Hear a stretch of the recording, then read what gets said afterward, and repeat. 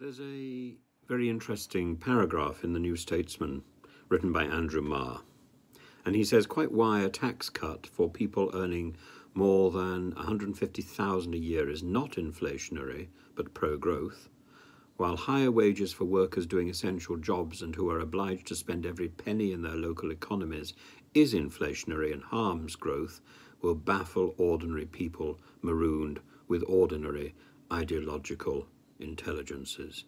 He is absolutely right. Of course, it's a good idea to cut taxes if at all possible.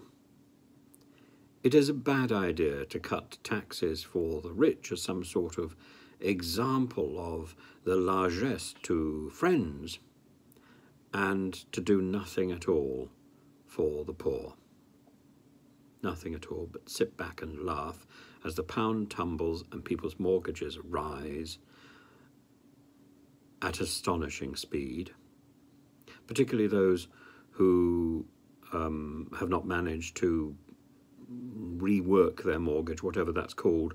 I haven't, by the way. My mortgage is spiralling out of control. But where did this come from? This came from ideology. This didn't come from sense.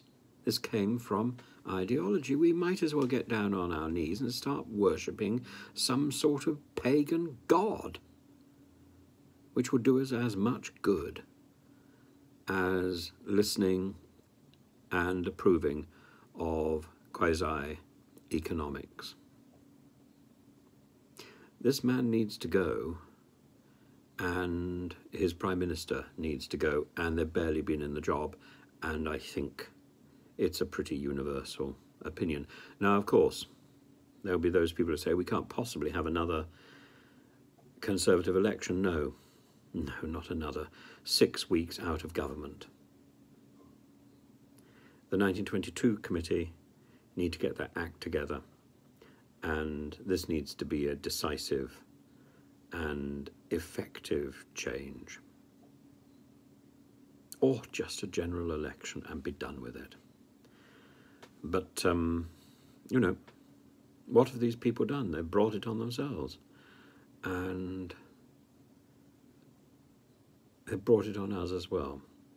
And this is where I differ from a number of other people significantly. I do not believe we should be wishing our country ill in order to achieve a political gain, whether we belong to the right or the left. I believe we should be putting our country right as fast as possible and as quickly as possible, and that doesn't mean entertaining some more introspective election obsessions in the Conservative Party or in the Labour Party.